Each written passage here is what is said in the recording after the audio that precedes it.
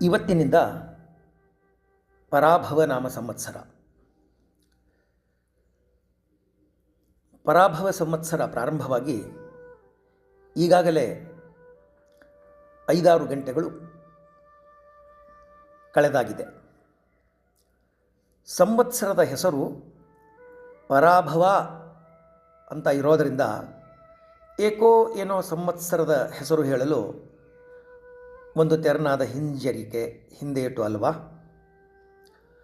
ಪರಾಭವ ಎಂಬ ಪದಕ್ಕೆ ನಿಘಂಟಿನಲ್ಲಿ ಸೋಲು, ಅಪಜಯ, ಅವಮಾನ, ಅವನತಿ, ನಾಶ ಎಂಬ ಅರ್ಥಗಳುಂಟು. ಪರಾಭವ ಎಂಬ ಪದ ಕಿವಿಪಟಲವನ್ನು ಸ್ಪರ್ಶಿಸುತ್ತಲೇ ಸೋಲು ಎಂಬ ಅರ್ಥವೇ ಧುತ್ತೆಂದು ಬಂದು ಮನಸ್ಸಿನ ಮುಂದೆ ನಿಂತುಕೊಳ್ಳುತ್ತದೆ. ಈ ಪರಾಭವ ಪದಕ್ಕೆ ನಾವು ಒಂದಷ್ಟು ಶಿಷ್ಟ ದೀಕ್ಷೆಯನ್ನು ಕೊಡಬೇಕೆಂದು ಅಂದುಕೊಂಡಿದ್ದೇವೆ. ಪರಾಭವ ಪದದಿಂದ ನಿಮ್ಮ ಮನಸ್ಸುಗಳಿಗೆ ಹಿಂಸೆಯಾಗಬಾರದು ಎಂಬುದಷ್ಟೇ ನಮ್ಮ ಉದ್ದೇಶ. ಯುಗಾದಿ ಇದು ಬದಲಾವಣೆಯ ಹಬ್ಬ.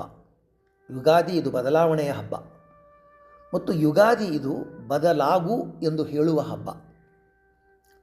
ಅದಕ್ಕಾಗಿ ನಾವು ಪರಾಭವ ಎಂಬ ಪದದಲ್ಲಿ ಒಂದಷ್ಟು ಸೂಕ್ಷ್ಮವಾದ ಬದಲಾವಣೆಯನ್ನು ಮಾಡುತ್ತಿದ್ದೇವೆ.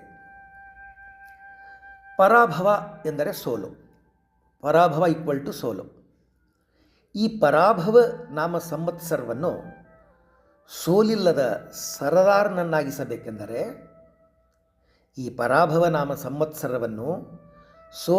ಸರದಾರನನ್ನಾಗಿಸಬೇಕೆಂದರೆ ಪರಾಭವ ಎಂಬ ಪದವನ್ನು ಒಂದಷ್ಟು ಹೀಗೆ ಹೇಳುವ.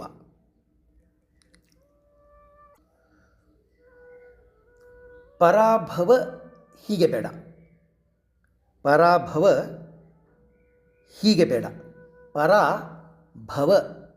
ಪರಾಭವ ನಾಮ ಸಂವತ್ಸರ ಎಂದು ಹೇಳೋಣವಾಗಲಿ. ಪರಾಭವ ಹೀಗೆ ಬೇಡ, ಪರಾಭವ ಹೀಗೆ ಇರಲಿ. ಭವನಾಮ ಸಂವತ್ಸರ ಎಂದು ಹೇಳೋಣವಾಗಲಿ. ಪರ ಎಂದರೆ ಪರಾಶಕ್ತಿ, ಪರ ಎಂದರೆ ಜಗನ್ಮಾತೆ, ಪರ ಎಂದರೆ ಲೋಕೇಶ್ವರಿ, ಪರ ಎಂದರೆ ಜಗಜ್ಜನನಿ, ಪರ ಎಂದರೆ ಪರಮೇಶ್ವರಿ. ಶಕ್ತಿಯನ್ನು ಪರಾಶಕ್ತಿ, ಆದಿಶಕ್ತಿ, ಚಿಚ್ಛಕ್ತಿ ಎಂದು ಕರೆಯುತ್ತಾರೆ. ಭವ ಎಂದರೆ ಶಿವ, ಶುಭಕರ, ಮಂಗಲಕರ ಎಂದರ್ಥ. ಓಂ ಭವಾಯ ನಮಃ, ಓಂ ಭವಾಯ ದೇವಾಯ ನಮಃ. ಪರ ಎಂದರೆ ಶಕ್ತಿ, ಭವ ಎಂದರೆ ಶಿವ. ಪರ ಎಂದರೆ ಶಕ್ತಿ, ಭವ ಎಂದರೆ ಶಿವ. ಪರ ಎಂದರೆ ಶಿವ ಅಥವಾ ಶಿವೆ, ಪರ ಎಂದರೆ ಶಿವ ಅಥವಾ ಶಿವೆ, ಭವ ಎಂದರೆ ಶಿವ ಅಥವಾ ಶರ್ವ. ಆದ್ದರಿಂದ ಈ ಪರಾಭವನಾಮ ಸಂವತ್ಸರವು ನಮ್ಮ ದೃಷ್ಟಿಯಲ್ಲಿ ಶಿವ ಸಂವತ್ಸರ ಅಥವಾ ಶಿವಶಕ್ತಿ ಸಂವತ್ಸರ. ನೀವು ಒಪ್ಪಬಹುದು, ಒಪ್ಪದೇ ಇರಬಹುದು, ಅದು ನಿಮ್ಮ ನಿರ್ಣಯಕ್ಕೆ ಬಿಟ್ಟ ವಿಷಯ. ನಾವಂತೂ ಈ ವರುಷದ ತುಂಬೆಲ್ಲ ಪರಾಭವ ಸಂವತ್ಸರ ಎಂದು ಹೇಳುವಾಗ ಶಿವಶಕ್ತಿಯನ್ನು ಸ್ಮರಿಸಿಕೊಳ್ಳುತ್ತಾ ಪರಾಭವ ನಮ್ಮ ಕಣ್ಣುಗಳ ಮುಂದೆ ಶಿವಶಕ್ತಿಯರ ಭವ್ಯ ದಿವ್ಯ ರೂಪವನ್ನು ತಂದು ನಿಲ್ಲಿಸಿಕೊಳ್ಳುತ್ತಾ ಪರಾಭವದ ಭಯದಿಂದ ಪಾರಾಗುತ್ತೇವೆ.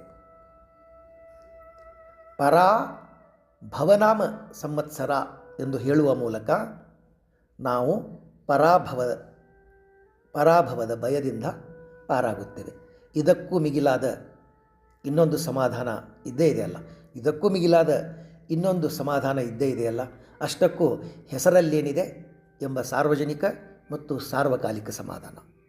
ಅಷ್ಟಕ್ಕೂ ಹೆಸರಲ್ಲೇನಿದೆ ಎಂಬ ಸಾರ್ವಜನಿಕ ಮತ್ತು ಸಾರ್ವಕಾಲಿಕ ಸಮಾಧಾನ.